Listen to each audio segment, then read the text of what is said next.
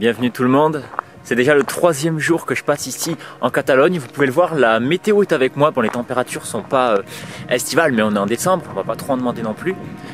Et ce matin, je me rends plus que dans un village abandonné, je me rends presque dans ce qui était une petite ville. Il y avait vraiment tout à l'intérieur. Regardez encore une fois, le paysage autour de moi est exceptionnel. On a les montagnes d'un côté, les champs d'oliviers de l'autre, et j'aperçois le village qui se trouve juste en face de moi. Bon, j'ai trouvé un point culminant pour apercevoir un petit peu mieux ce village. Alors ce qu'on aperçoit en fait, c'est uniquement la partie haute du village. Toute la partie basse, on aperçoit quelques habitations sur le côté, mais elle se trouve derrière cette colline. Et l'une des choses qu'on aperçoit également dans ce village en hauteur, c'est les restes de cette tour qui prouvent en fait l'origine de ce village, qui remonte à l'époque médiévale. Bon, et bien ça y est, je commence enfin à entrer dans le cœur du village. On commence à voir les premières façades complètement détruites. Alors j'accède à la partie haute, mais je ne sais même pas si à l'époque on pouvait entrer par là, puisque le village était presque entièrement fortifié. Alors c'est un peu étrange, on dirait qu'il y a eu des tentatives de rénovation. Regardez à l'intérieur, il y a des matériaux neufs. Clairement le lieu est abandonné depuis longtemps, mais peut-être quelqu'un a commencé à essayer de le rénover, mais n'a jamais pu terminer quand on voit l'aspect extérieur. Alors, regardez cette façade, elle est magnifique, mais elle a clairement été maintenue. Enfin, elle date pas de l'époque de l'abandon du village, puisque il a été abandonné dans les années 70. Elle est bien trop en état, mais malheureusement la rénovation n'a jamais abouti, on dirait. On va voir à l'intérieur. Ouais, c'est bien ça. On a une maison qui est parfaitement, très bien rénovée. À cette voûte, on a toutes les pierres apparentes, c'est magnifique. On a une espèce de petit abreuvoir. Donc ça a dû être construit sur les anciennes fondations de l'époque. Mais je ne sais pas trop pourquoi c'était fait. Est-ce que c'était pour peut-être construire une nouvelle maison d'habitation, un musée, je ne sais pas. Bon, les étages sont eux inintéressants, complètement vides, mais par contre on peut accéder au balcon qui lui est d'époque. Et on peut avoir la vue. Splendide. Bon, alors je ne sais pas comment j'ai fait, mais je me suis retrouvé au point culminant du village, alors qu'à l'époque on ne pouvait entrer que par 2 accès qui étaient tout en bas du village, parce que le lieu était complètement fortifié. Et vous savez que j'aime bien me mettre dans la peau des habitants, et donc je vais pas du tout aller voir cette église maintenant. Je vais essayer de descendre par des petits escaliers qui se trouvent juste ici, si l'accès est toujours possible, et pour essayer de remonter tout le village, vous montrer tout ce que je peux voir, et vous garder pour la fin l'église qui a l'air plutôt sympathique. C'est génial, regardez, je suis vraiment en train de marcher et bien là où il y avait les anciennes rues, tout simplement, malgré la végétation. Et tout en dessous de moi, il y a la ville, ou ce qu'il en reste. Et on se rend compte ici qu'elle n'était pas petite, bien au contraire. Il y a des dizaines et des dizaines d'habitations et ça continue encore plus loin. Ah, le village est vraiment en très mauvais état, hein. Regardez cette végétation, et bien en fait elle camoufle ce qui était une maison, et dessous cette végétation on trouve en fait tout simplement une rue, donc qui sera probablement complètement bouchée d'ici quelques années. Alors plus je descends, plus le village est en mauvais état. Regardez, je marche même ici sur les ruines d'une ancienne maison. On aperçoit déjà les plus hautes façades ici, mais il me reste encore du chemin à parcourir pour arriver tout en bas. Après plusieurs minutes à avoir galéré au milieu des débris et de la végétation, j'arrive à ce qui devait être l'une des places principales du village, avec des maisons assez imposantes, ou plutôt juste les façades, parce qu'elles sont complètement écroulées à l'intérieur. On a ici ce qui devait être une ancienne fontaine, bon taguée, mais ça je le mentionne même plus, c'est pathétique. Et de là, il y a plusieurs routes qui partent, plusieurs rues plutôt, ici avec 2 belles portes d'Ovelas, et surtout, là on a une petite rue qui est voûtée, qui est splendide, et pour une fois pas écroulée. Si je suis venu ici dans ces rues, c'était pas pour rien, c'était pour me rendre compte d'un élément de l'étroitesse des rues de ce village. Et pourquoi je voulais me rendre compte de ça? Eh bien parce que c'est l'une des causes de son abandon. Regardez, ici je peux presque toucher les 2 bords avec mes bras, et encore c'est l'une des rues les plus larges que j'ai pu voir. Les habitants de ce village vivaient assez bien à l'époque, puisque comme je l'ai dit, ils avaient presque tous les services nécessaires, c'était presque une petite ville, mais quand est arrivée la modernisation, et notamment l'arrivée des machines pour travailler dans les champs, eh bien comment faire pour monter d'immenses machines dans des rues où seuls des chevaux pouvaient passer? Eh bien c'est justement ce qui a poussé la plupart des habitants à émigrer vers les plus grosses villes aux alentours des années 70. Oh, regardez l'état de cette rue. Je sais même pas si je vais pouvoir avancer plus loin. Je pense qu'on était sur une route qui était en fait sous les arcades.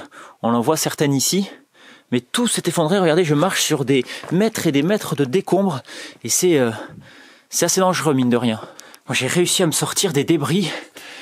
Et ça nous donne on tombe sur notre façade qui est, je pense, l'une des plus belles de cette maison. On a de beaux balcons en bois, enfin ce qu'il en reste, hein, malheureusement.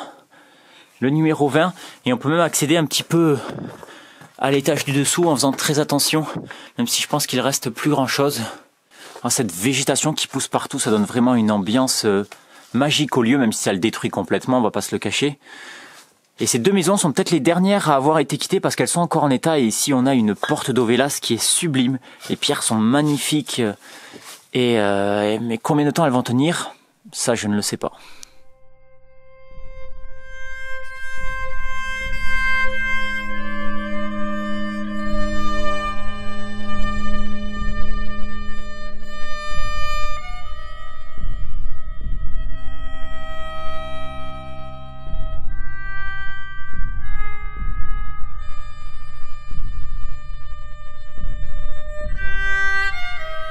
Enfin, après 30 minutes de descente parmi les décombres et ce qui reste des rues de ce lieu, je suis arrivé à l'une des entrées principales de ce lieu et on se rend bien compte ici que tout le village était fortifié. En fait, les maisons formaient un véritable mur et ici c'était l'un des seuls accès de ce lieu, ce qui prouve encore une fois la difficulté d'accès dans ce village pour, eh bien, tout simplement des machines, c'était complètement impossible.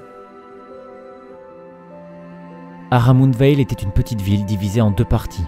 Un quartier haut, autour de l'église, où se trouvaient les bâtiments les plus importants, et un quartier bas, dans lequel on trouvait près de 70 maisons, abritant plus de 250 personnes. Malgré le terrain accidenté et peu propice aux récoltes, les habitants vivaient assez bien. Alimenté en électricité depuis les années 20, le village comptait une école, des bars, des forgerons, un barbier, un menuisier, ainsi que des moulins et des pressoirs.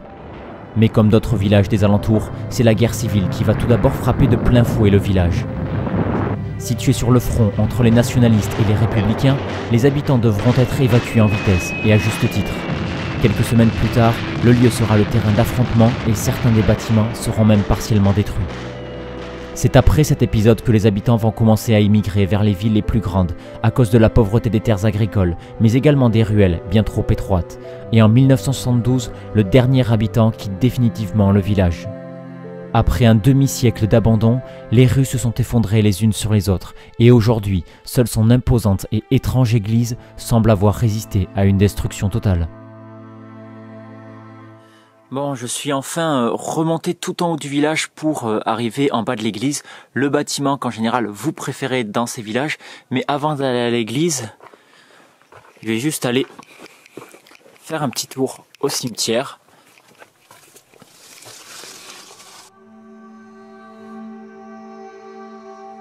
Souvent, les gens ne comprennent pas trop pourquoi je vais dans des cimetières, ils trouvent ça un peu glauque. Pour moi, ces lieux font partie du patrimoine historique et culturel et puis surtout, ça permet de se rendre compte d'éléments intéressants. Si vous allez en Catalogne, vous allez voir que partout, dans toutes les villes, tout est écrit uniquement en catalan et pas en espagnol. Et pourtant, ici, dans ce cimetière, tous les écriteaux sont écrits en espagnol. Pourquoi cela? Eh bien, il faut savoir que sous la dictature franquiste, la langue catalane était strictement et formellement interdite.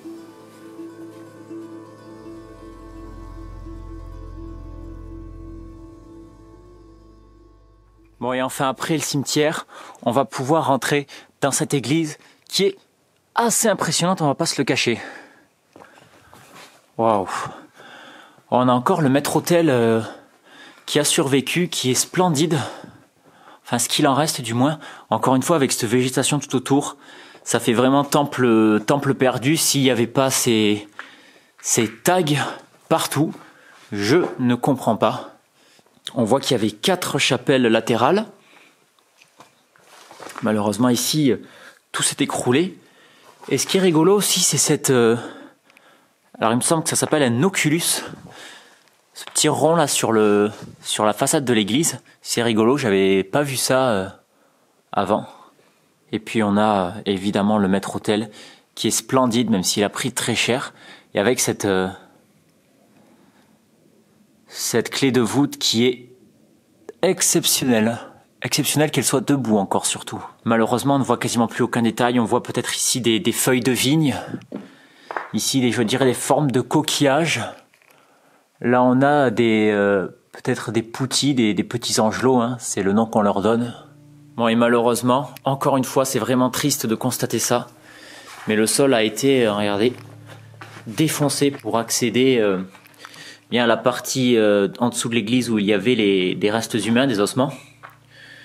Et c'est vraiment triste parce que quand je faisais ces villages il y a 4 ans, 5 ans, même 3 ans, je voyais quasiment jamais ces sous-sols retourner pour aller récupérer tout ce qui pouvait s'y trouver. Et là, ces dernières années, je vois ça quasiment à chaque fois.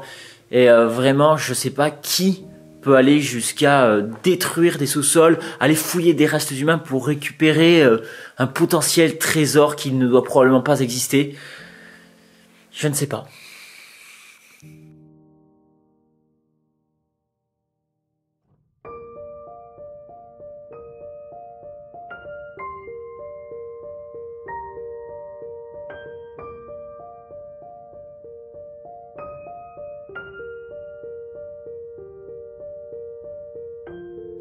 Bon, et bien c'est déjà la fin de cette vidéo, je vous remercie d'être resté jusqu'au bout, mais avant de partir, venez d'abord me rejoindre sur Instagram, quentin.fenew, vous pourrez y trouver toutes mes photos et vous pourrez être au courant des prochaines vidéos qui vont sortir et des fois me suivre en direct lors de mes explorations. Et évidemment, vous pouvez laisser un commentaire si la vidéo vous a plu, si vous avez des questions, des suggestions, j'essaie de répondre vraiment à tout le monde et à chaque fois ça me fait très plaisir de vous lire. Évidemment, si ce n'est pas déjà fait, allez vous abonner et cliquez sur la cloche juste en dessous de la vidéo, ça vous permet d'être tenu au courant dès qu'il y a une nouvelle vidéo qui sort.